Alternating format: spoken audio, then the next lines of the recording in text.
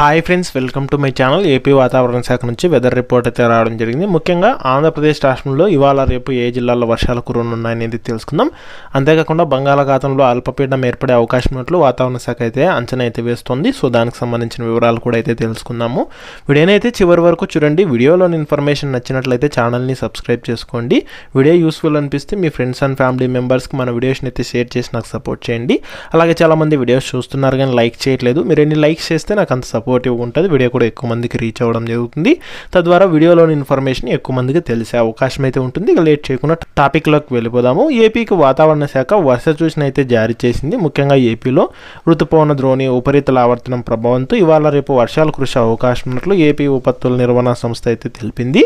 ఋతుపవన ద్రోణి ఉత్తర భారతదేశం మీదుగా అంటే రాజస్థాన్, మధ్యప్రదేశ్, ఛత్తీస్గఢ్, జార్ఖండ్, పశ్చిమ బెంగాల్ మీదుగా కొనసాగుతుంది. ఉత్తర ఛత్తీస్గఢ్ పరిసర ప్రాంతాల్లో కొనసాగుతున్న ఉపరితల ఆవర్తనం సగటు సముద్ర మట్టానికి 7.6 కిలోమీటర్ల ఎత్తు వరకు అయితే కొనసాగుతుంది. ఇక మరోవైపు ఋతుపవన ద్రోణి ఆగ్నేయ దిశగా తూర్పు మధ్య బంగాళాఖాతం వరకు అయితే కొనసాగుతుంది.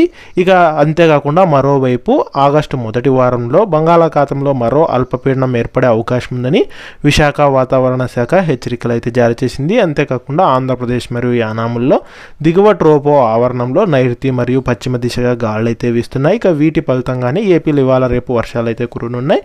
ముఖ్యంగా ఏపీలో ఇవాళ రేపు శ్రీకాకుళం, అల్లూరి సీతారామరాజు, విజయనగరం, తూర్పుగోదావరి, పార్వతీపురం మన్యం, కోనసీమ, పశ్చిమ గోదావరి, కృష్ణా, ఏలూరు, కాకినాడ, తిరుపతి, శ్రీ సత్యసాయి, ఎన్టీఆర్, అన్నమయ్య, నెల్లూరు, అనంతపురం, చిత్తూరు జిల్లాల్లో అక్కడక్కడ పిడుగులతో కూడిన తేలికపాటి నుంచి మోస్తరు వర్షాలు కురిసే అవకాశం ఉన్నట్లు వాతావరణ శాఖ అయితే హెచ్చరికలు జారీ చేసింది.